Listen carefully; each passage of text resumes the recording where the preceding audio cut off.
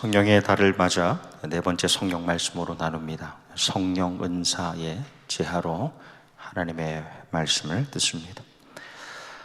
종종 미국의 큰 마트에 가면은 제가 전혀 모르는 분들이 저한테 다가오셔서 말을 걸 때가 있습니다.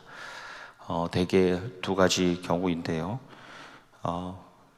제가 평소에도 이제 화려한 옷을 입지 않고 이제 단색 옷을 주로 입으니까 저에게 다가오셔서 Do you know where? 이렇게 시작합니다. 그가 어디 있냐고 저한테 당당하게 물어보세요. 제가 직원인 줄 아는 거죠. 그래서 처음에는 제가 I don't work here 이렇게 답을 합니다. 여기 일하는 사람 아니라고. 그런데 이제는 물어보시면 그냥 제가 최대한 아는 한도에서 알려드립니다. 그래서 근데 제가 틀릴 것 같을 때는 마지막에 I don't work here anyway 이렇게 말합니다. 일하는 사람 아니니까 틀릴 수 있지만 알려주는 거죠.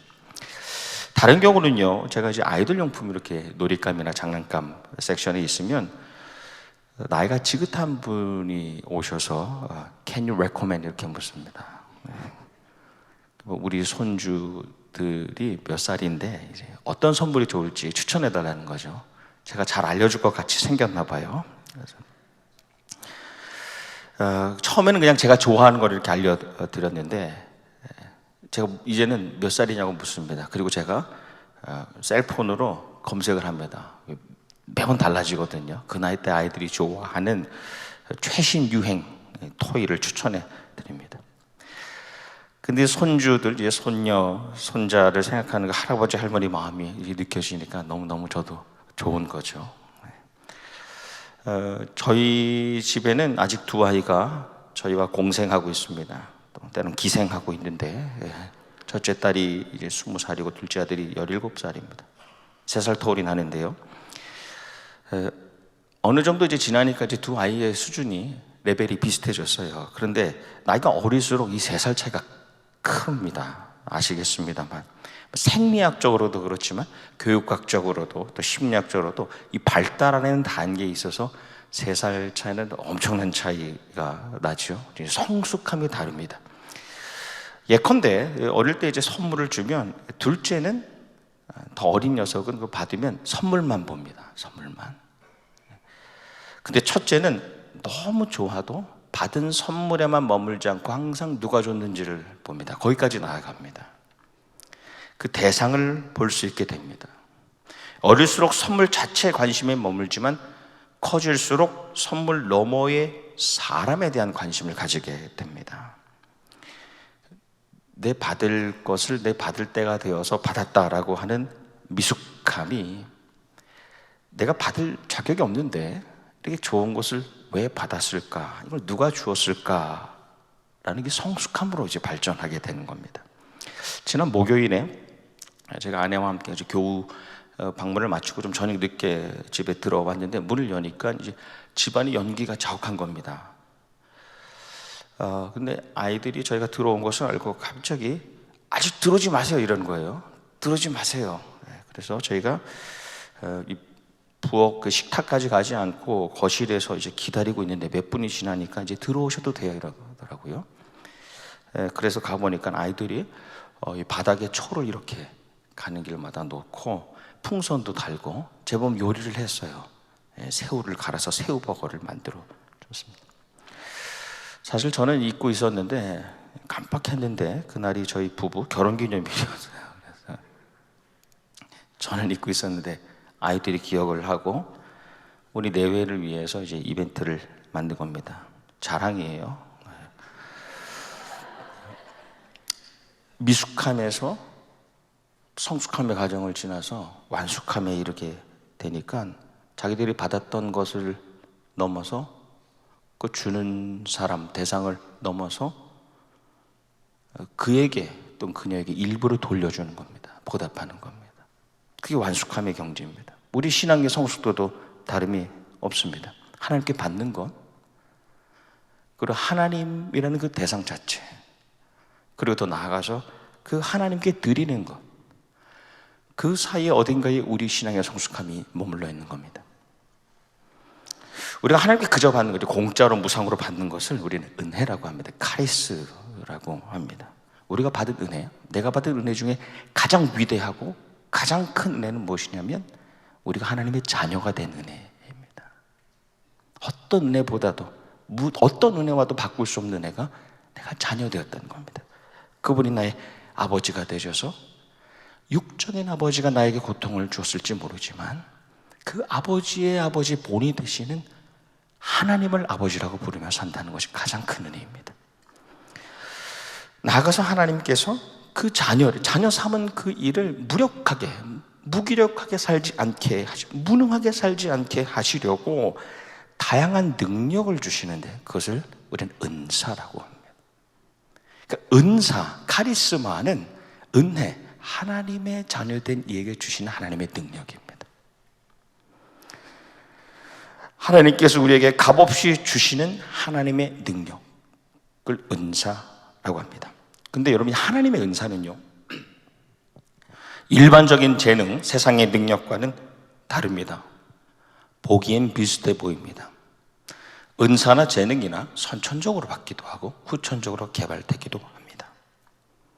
하지만 재능은 세상의 사람들도 가질 수 있는 능력이라고 한다면 은사는 하나님이 하나님의 자녀에게 하나님의 사역을 위하여 주시는 능력입니다. 그래서 모든 은사는 하나님의 영, 성령님께서 선사해 주시는 영적 능력입니다. 선사해 주신, 성령님을 통하여 선사해 주신 영적 능력입니다. 성령께서 주신 것이기 때문에 거룩한 것이고 영적인 것이 은사입니다. 하나님의 은혜로 우리가 자녀가 되기 전에 내가 가지고 있었던 모든 능력, 재능은 은사가 아닙니다. 성령님께서 임재하실 때, 내가 하나님의 자녀가 됨으로 성령님께서 임재하실 때에 내가 가지고 있었던 능력조차도 하나님의 사역을 위하여 방향이 바뀝니다. 새롭게 방향 지어지는데 그때에 은사를 깨닫게 되는 겁니다.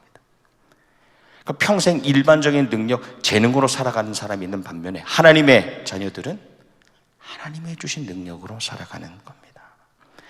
하나님의 은혜를 알고 그것을 주신 하나님을 알아가며 그 은혜에 보답하기 위해서 하나님을 기쁘시게 할 수 있는 것들을 위해 능력을 가지게 되는, 그것이 은사라는 겁니다.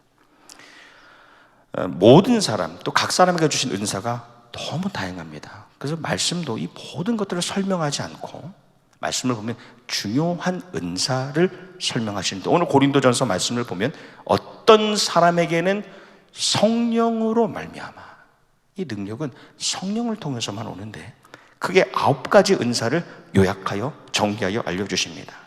지혜 말씀, 지식의 말씀, 믿음, 병고침, 능력 행함, 예언, 분별, 방언, 통변입니다. 간단하게 보면 첫 번째, 지혜 말씀의 은사는, 여러분 성령님이 우리에게 오시면 나의 어리석은 말이 아니라 하나님께서 주시는 선한 말을 하기 시작합니다.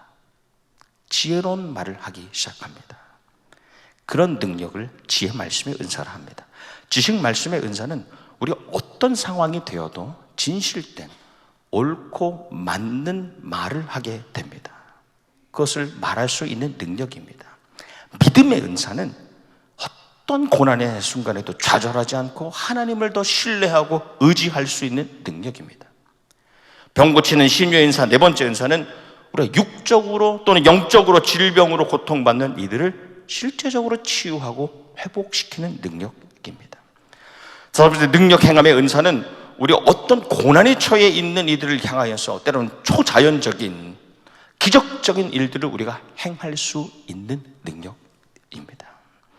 여섯 번째, 예언의 은사는 우리에게 일어나는, 우리 안에 일어나는 일들을 하나님의 말씀 안에서 예측하고 그것을 나눌 수 있는 능력입니다. 일곱 번째, 영분별의 은사는 우리에게 다양한 일이 일어나는데 이것이 성령의 역사인지 악한 영의 역사인지를 구별해낼 수 있는 능력입니다. 여덟 번째, 방언 말함의 은사는 우리가 세상의 말뿐 아니라 이 땅에 발을 디디며 살아가지만 하나님의 언어, 하늘의 언어로 하나님과 깊은 소통, 관계를 이어갈 수 있게 하는 능력입니다.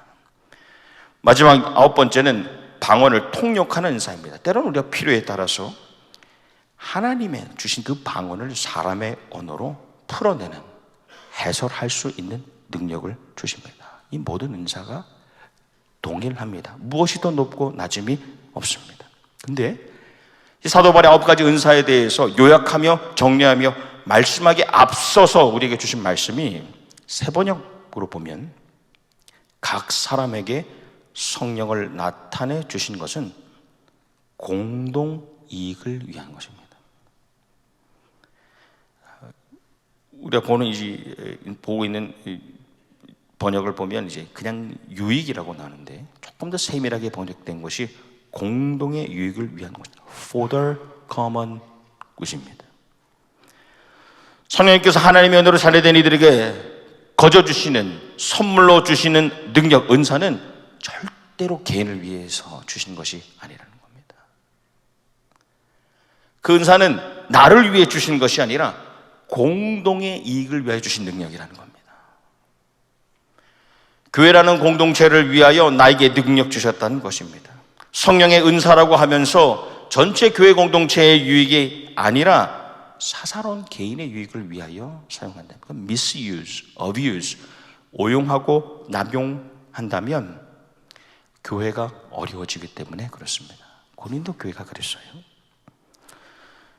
하나님께서 하나님의 사역을 위하여, 교회를 위하여 주신 능력을 나를 위해 사용하기 시작하면 결국 성령님께서 그것을 거두어 가십니다.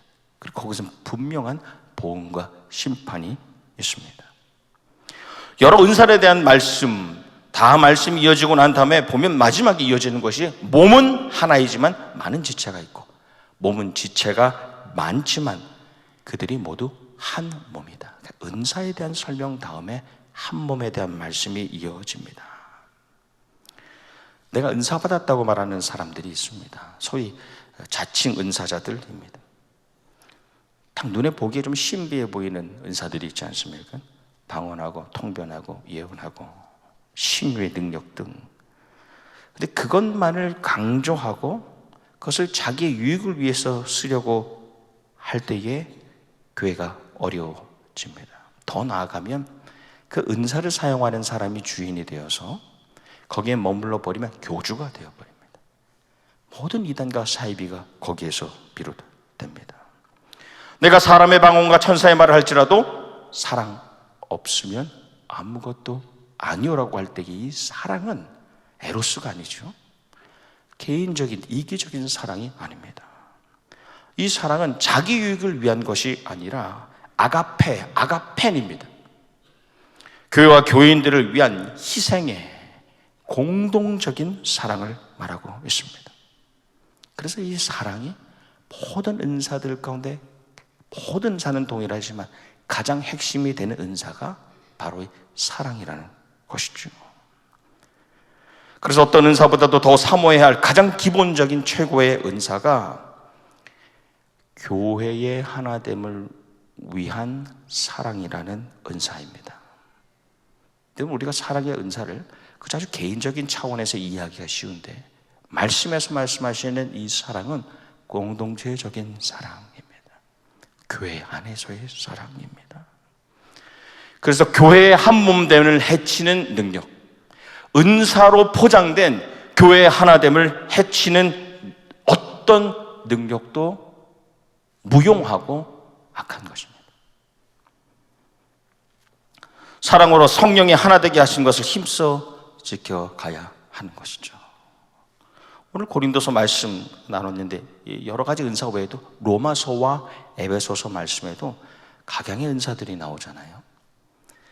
저는 이 말씀을 다시 읽으면서 우리 성도들이 가지고 있는 그 다양한 모습들, 그 은사를 보게 됩니다. 섬김의 은사. 어떤 분들은 참 잘 섬기세요. 어느 날 부엌에 가보면 항상 부엌에 와 계세요. 구제의 은사, 드러내지 않지만 항상 어려운 일을 위해 쓰면 좋겠습니다. 하나님만 아시는 가운데 이 구제에 힘쓰는 분들이 있습니다. 접대의 은사, 항상 하나님의 일꾼과 주의 종들을 먹이기를 좀 쉬지 않고 하시는 분들이 있습니다. 위로의 은사, 구역장들 분들 가운데 보면 특별히 저에게 이런 분들이 어렵습니다, 이런 분들 가주세요 라고 말씀하시는 분들이 계십니다. 축교의 은사, 지금도 일어나고 있습니다. 권면의 은사, 그리고 리더의 은사 등등. 더 나아가서 하나님께서 하나님의 자녀에게 은사를 주시는데 그 시대에 필요한 은사를 주십니다. 찬양의 은사, 교육의 은사, 예술의 은사, 미디어의 은사 등등. 그런데 이 은사, 다양한 은사를 주시는 목적은 하나라는 겁니다. 주님의 몸된 교회를 세워가는 겁니다. 그러면 내가 변호사가 되고 내가 의사가 되고 내가 사회에서 대단한 직종을 가지게 되는 것, 그것도 하나님께서 하나님의 자녀에게 주신 능력이고, 그것까지도 다 개인을 위해서가 아니라 신앙 공동체, 공동의 유익을 위하여 사용해야 된다는 것이죠. 그러지 않으면 그건 은사가 아니라 재능에 머무르는 겁니다. 우리 중 아무리 뛰어난 능력이 있다 해도 이 기준 안에서 그 은사가 개발돼야 됩니다. 장려돼야 됩니다. 때로는 은사라도 절제되고 금지돼야 됩니다. 과연 이것이 교회의 덕이 되고 있는가 말입니다.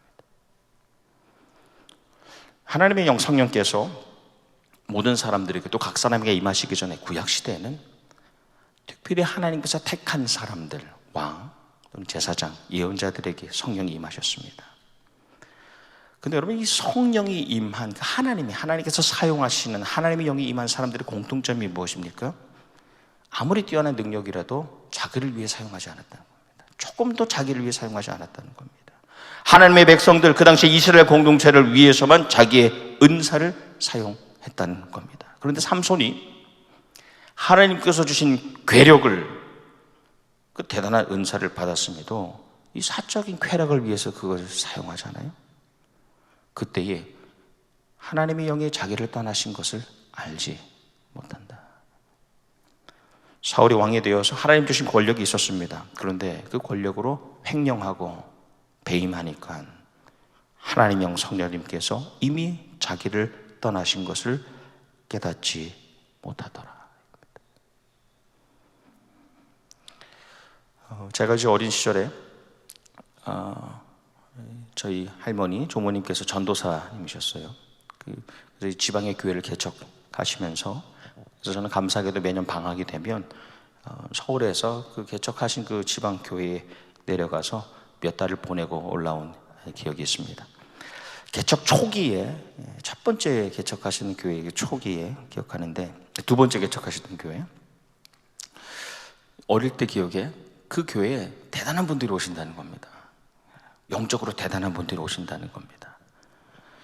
우리 조모님과 우리 가정을 위해서 영적 능력자들이 오신다고 합니다. 그래서 보니까 그 저녁에 한 5분이 오셨어요. 여자분들이 다 오셨는데, 그날 밤 사택에서 소위 이제 성령 은사 집회가 이루어졌습니다.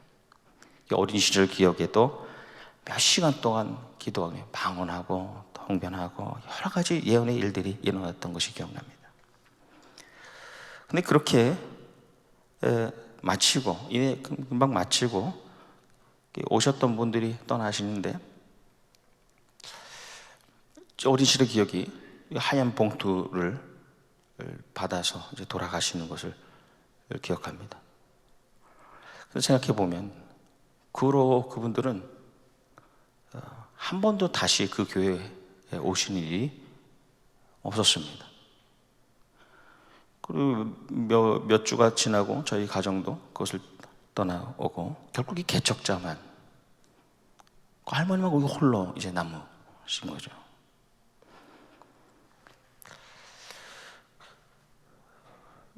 그 일이 있고 난 다음에 제가 이제 성령의 은사에 대해서 깊이 고민하고 이해할 수 있게 되었습니다.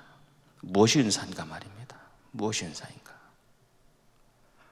일시적으로 와서 뜨겁게 보이게 신비적으로 일어나고 떠나버리는 것이 정말 은사인가 말입니다. 묵묵히 끝까지 홀로 남아 교회를 지키는 것, 교회를 세워가는 것, 그것이 가장 크고 위대한 은사가 아닌가 말입니다.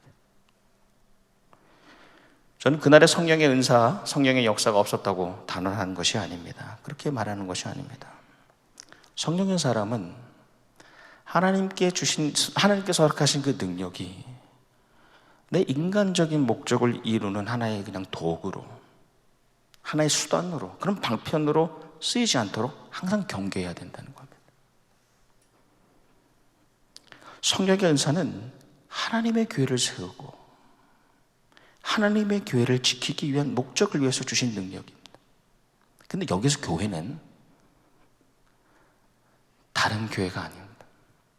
내가 방문하는 교회가 아닙니다. 돈 받으려고 강사로 가는 교회도 아닙니다. 친구가 다니는 교회도 아닙니다. 너의 삶을 드리라고 우리의 삶에 허락하신 이 교회, 한 교회, 우리에겐 나성경락교회이죠. 미숙한 이들은 이 주신 좋은 것들을 자기 삶을 위해서만 쓰지 않습니까? 성숙한 이들은 그 주신 분을 생각할 줄 압니다. 근데 완숙한 이들은 그 능력을 그분이 내 삶에 맡겨주신 이 교회의 공동의 유익을 위하여 최선을 다합니다. 우리가 그 경지에 이루어야 되지 않겠습니까? 말씀을 맺으면서 되게 한국적인 유머인데 이런 유머가 있더라고요. 아이가 태어나면 천재가 되라고 부모가 아인슈타인 우유를 먹인대요. 우유 이름입니다. 아인슈타인. 그런데 초등학생이 되니까 그래도 서울대 가야지 하고 서울 우유를 먹인다고 합니다. 중학생이 되면 연세 우유를 먹이고요. 고등학생 때는 죄송합니다. 인서울이라도 건국 우유를 먹이는데 고3이 되니까 매일매일 건강하게만 살면 좋겠다 해서 매일 우유를 먹인다고 합니다. 여러분의 자녀들이 뛰어난 재능들이 많습니다. 그런데 평생 은사라고는 하나도 없이 살아가는 자녀들이 있습니다. 재능은 많은데 하나님의 교회와 연결되어 있지 않은 능력, 은사는 하나도 없는 자녀들, 우리가 자녀들을 그렇게 키우고 있는 것은 아닌지 돌아보게 됩니다. 이 땅에 좋은 것들 많이 누리면서 하나님의 교회 나라와는 전혀 상관없는 미완의 인생. 우리가 성령 능력으로 충만하고 하나님의 교회와 나라를 위하여 하루하루 더 완성되어가는 성령의 사람 되기를 주님의 이름으로 축복합니다. 우리 교회의 하나됨을 위하여, 우리 교회의 이로움을 위하여 작은 삶에 허락하신 은사, 하나님이 주신 그 능력, 그것을 사용하는 성령의 사람 되시기를 주님의 이름으로 축원합니다. 아멘. 기도하겠습니다. 하나님 아버지, 이미 주신 자녀됨의 은혜 위에 넘치도록 채워주신 은사들, 주님, 우리가 이것을 땅에 묻어지지 않기를 바랍니다. 그렇게 게으른 자 되지 않기를 소망합니다. 하나님의 영광과 내 삶에 맡겨주신 나성경락교회를 위하여 은사를 발휘하고 하나님께 영광 돌리는 그런 성령의 사람 되기를 소망합니다. 우리 사랑하는 자녀 손들이 많은 좋은 것들 주셨는데 거기에만 머무른 사람들 되지 않게 하여 주시고 성숙하면서 완숙함으로 나아가 하나님께 보답하는 삶, 하나님의 교회를 위하여 능력을 발휘하는 삶을 살아드리는 자녀손들 되게 하여 주시옵소서. 아버지의 날로 보내게 하시니 감사합니다. 은사자의 건강한 모습을 보여주는 아버지들로 차고 넘치는 교회 되게 하여 주시옵소서. 모든 영광을 주님께 올려드리며 예수님 이름 받들어 기도하옵나이다. 아멘.